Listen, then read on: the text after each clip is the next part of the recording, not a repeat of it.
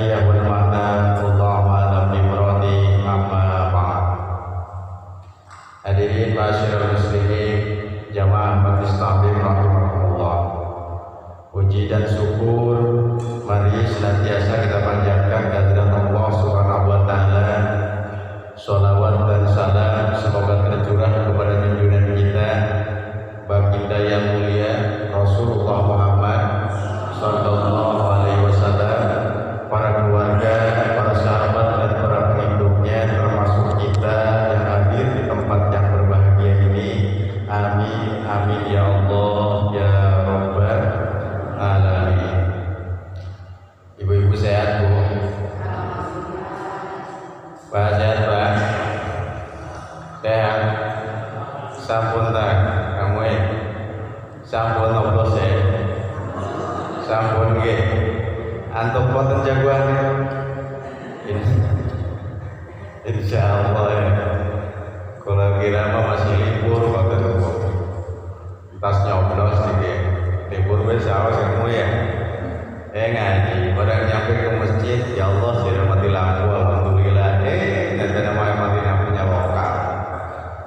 Ya, kita teruskan Bu ya.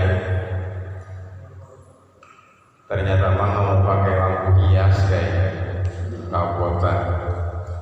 Bapak Ibu hadirin rahimakumullah, melanjutkan pengajian kita. Mungkin saya berapa minggu tidak bertemu ya. Berapa minggu? Lama ya. Ya, maklum saja. Mungkin hampir 3 mingguan kita ketemu. Dan alhamdulillah sekarang kita masih diberikan kesempatan oleh Allah untuk saling bermuajahah, bertatap muka dalam rangka ta'liman li thalabil ilmi. Mudah-mudahan langkah kita, duduk kita di tempat ini mendapatkan rahmat dan maghfirah dari Allah Subhanahu wa ta'ala. Amin ya Allah ya Rabbal alamin. Bapak Ibu hadirin sekalian yang saya hormati, melanjutkan pengajian kita tempo hari, bahwa kita sedang mengaji Quran surat Al-Lahab. Yang saya ingat waktu itu baru sampai ayat yang ke-1. Ustaz datang ngajinya menghadapi bulan Ramadan deh, nanti kita masuk di dalamnya ya. Kita ngaji Quran.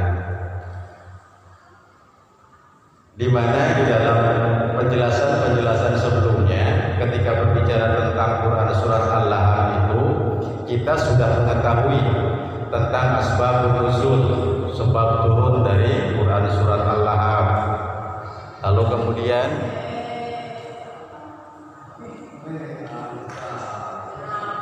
kayak ini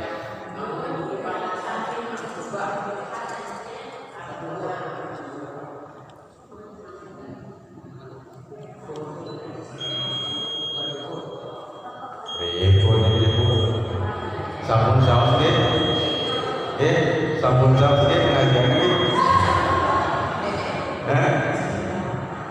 Masya Allah.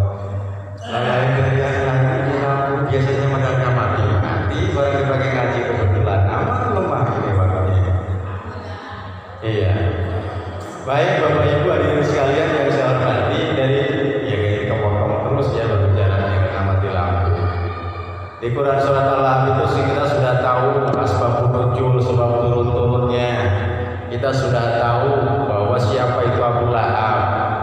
Sekarang kita masuk di ayat yang kedua, ya, di mana Allah katakan tabbat yada abi lahabin wa tab. Itu ayat yang pertama. Ayat yang kedua Allah katakan ma aghna anhu maluhu wa ma kasab. Ya, di sini dikatakan ma aghna anhu maluhu wa ma kasab. Itu ayat yang keduanya.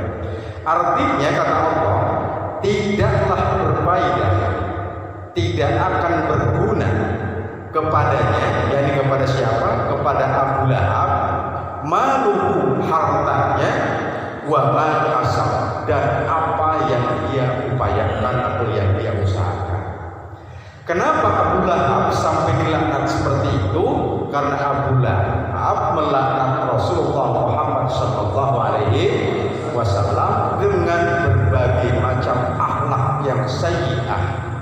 akhlak yang jelek.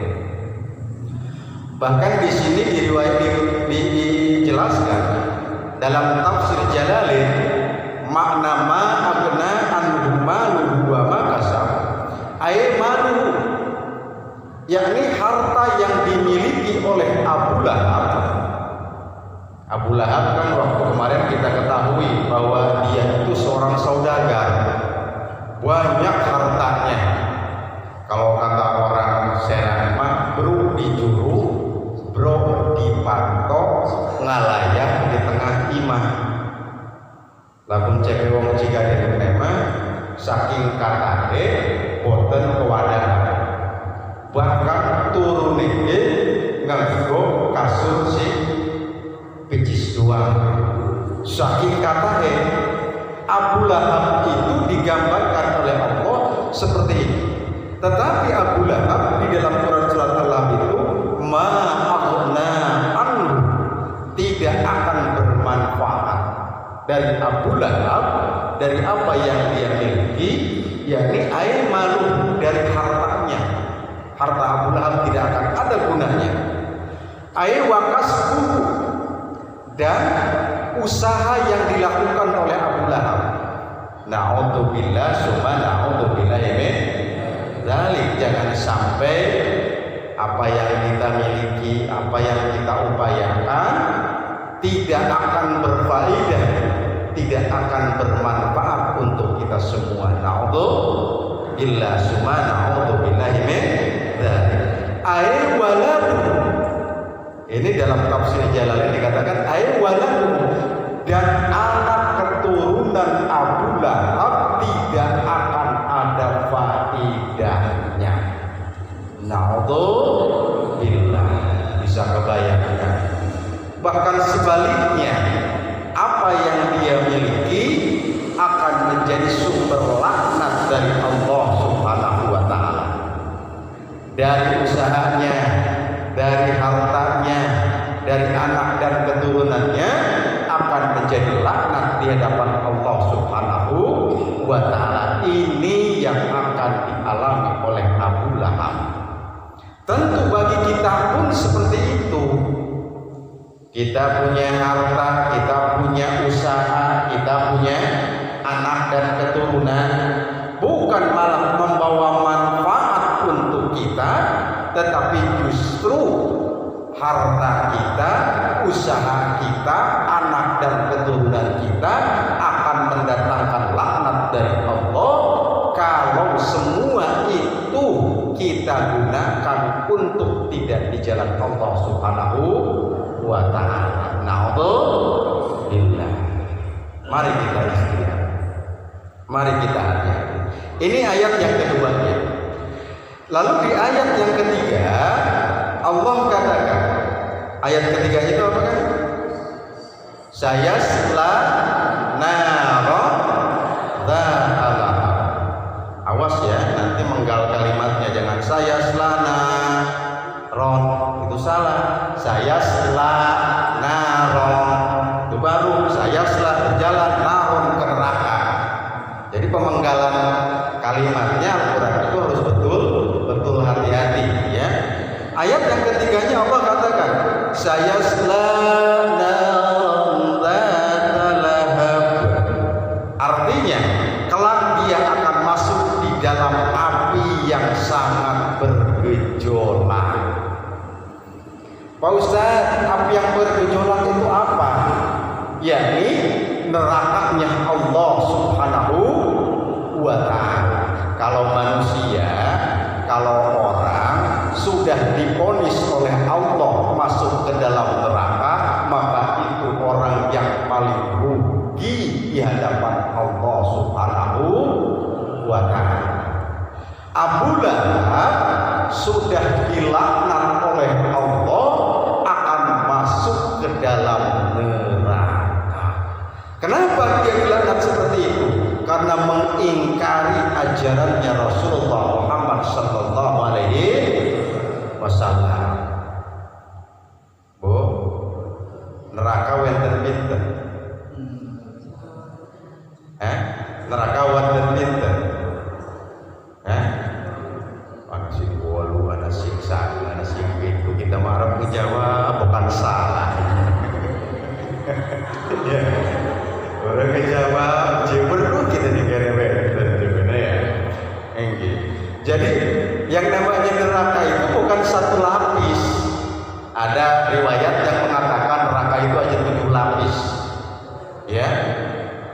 dipersiapkan untuk siapa? Bagi orang-orang yang durhaka kepada Allah Subhanahu wa ta'ala. Ya, bisa dikatakan ada neraka itu, ada neraka hawiyah. Neraka apa? Hawiyah. Ustaz, neraka hawiyah diperuntukkan bagi siapa itu? Awas nih, hati-hati. Tukang jualan, tukang kalau misalkan jualan beras, jualan minyak, jualan apa lagi ya yang di kilo-kilo itu. Ada di Cikading ngoboten benten, insyaallah niki mah benten gini Perancis ngendika gua. Di Cikading ngoboten benten insyaallah. Tetapi Allah peruntukkan itu. Ada neraka itu, ada neraka hawiyah. Bagi siapa? Bagi orang-orang yang suka mengurangi timbangan. Wajib hujan coba sih tumbas ikut tumbas apa karet kelang pinten kilo rong kilo lah keris rupin. Itu kan budaya Arab jahiliyah kayak begitu ibu. Jual apapun dia di bawahnya itu dikasih batu, dikasih pemberat. Jadi barangnya cuma 1,5, ternyata sudah pas 2 kilo, ada setengah kilo. Nah, Allah ancam dengan neraka hawiyah. Ustaz, kalau Abu Lahab kemana arahnya? Mungkin semua neraka masuk di dalamnya. Itu adalah Abu Lahab. Kenapa? Karena mengingkari ajaran Allah Subhanahu wa ta'ala, mengingkari Rasulullah sallallahu alaihi wasallam. Apa artinya ketika kita sudah tahu ada yang namanya dalam Al-Quran itu neraka hawiyah, ternyata diperuntukkan bagi orang-orang yang suka mengurangi timbangan. Kalau kita menemukan seperti itu, diingatkan. Itu maknanya. Lalu ada lagi neraka itu neraka sakor. Halo. Neraka sakor untuk siapa? Neraka sakor itu diperuntukkan bagi orang-orang Islam kita yang suka sholat tetapi lalai di dalam melaksanakan sholatnya. Masya Allah. Si Ustaz mau bisa anak buka Quran surat Al-Mudaththir. Allah katakan bi jannati yatasaalun anil mujrimin ma salakakum fi saqar qalu lam naku minal musallin. Itu ayat. Penduduk surga dengan penduduk neraka saling ngobrol, kamu kenapa masuk ke dalam neraka sakor? Kata penduduk surga, dijawab oleh mereka, lam naku minal musallin. Kami ini masuk ke sini gara-gara kami tidak termasuk kepada golongan orang-orang yang mengerjakan sholat. Atau udah Ustaz, saya mah enak sudah mengerjakan sholat. Amin ya Allah ya Rabbal alamin. Tetapi yang lalai itu masuk di dalamnya. Lalai bagaimana Ustaz? Lalai sebelum waktunya, lalai ketika sholatnya, lalai setelah sholatnya. Orang yang lalai dalam sholat termasuk pada kategori orang yang tidak sholat, diancam oleh Allah dengan neraka syaqor. Na'udzubillah summa na'udzubillah min dzalik. Tentu Ustaz, bagaimana sih lalainya? Lalainya banyak cara. Ibu-ibu kadang-kadang kita mau sholat mau sholat akhirnya mati lampunya, jadi nggak jadi sholatnya.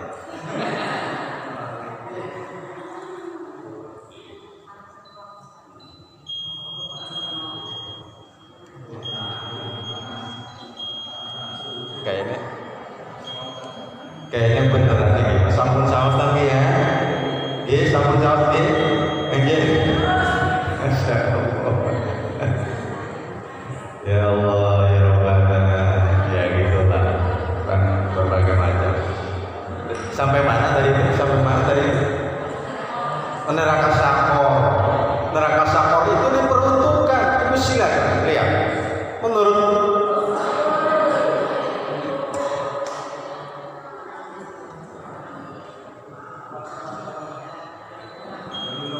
ada yang koslet kayaknya. Iya, ada yang koslet. Coba AC-nya dimatiin deh.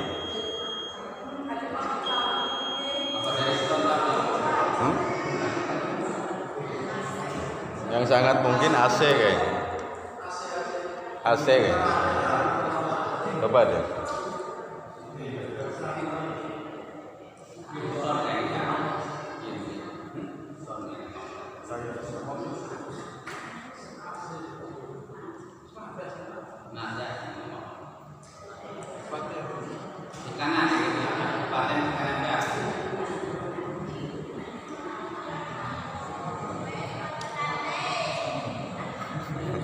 Bubar pengajian ini saus lah.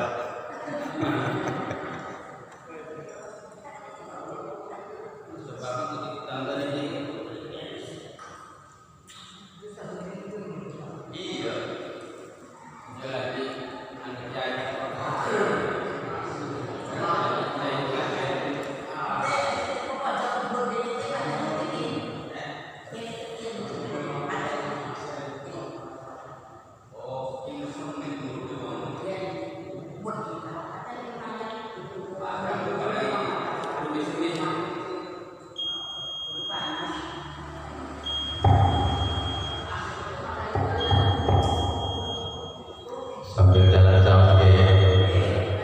Dia masih menunjukkan mati. Berbisa dong.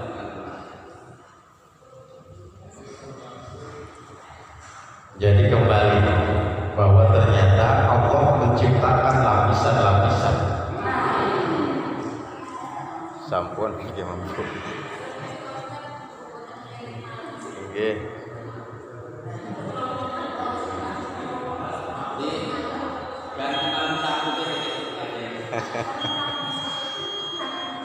Masya Allah.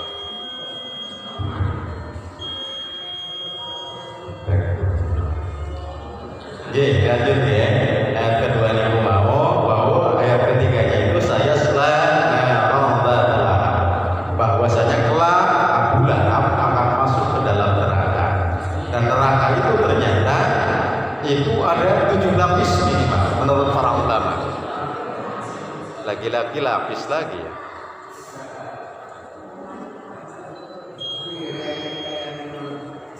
Takutnya kebakar ini.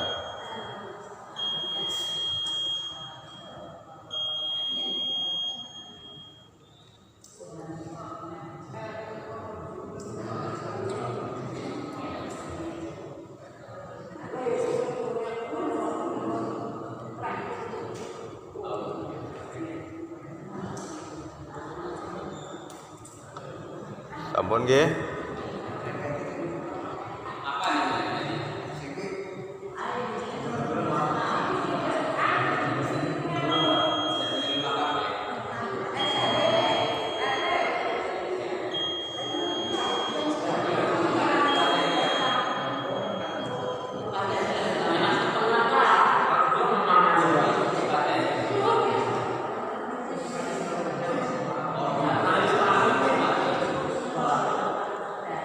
Bisa Kang Haji, Itunya kalau sudah lemah terus hidup satu juga tetap aja. Nah gitu. Ya sampun kan? KWH-nya ya? Iya. Itu udah lemah. Jadi kalau hidup satu juga mati.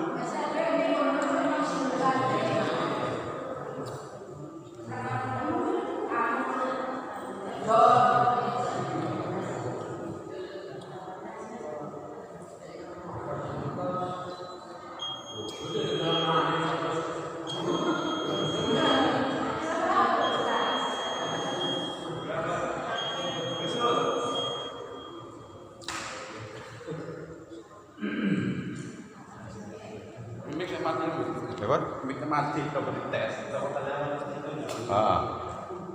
Mati. Iya.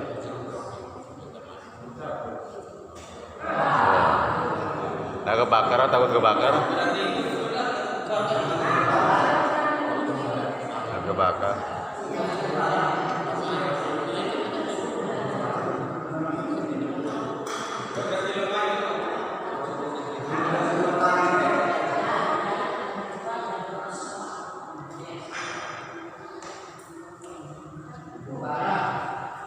Mungkin parah itu.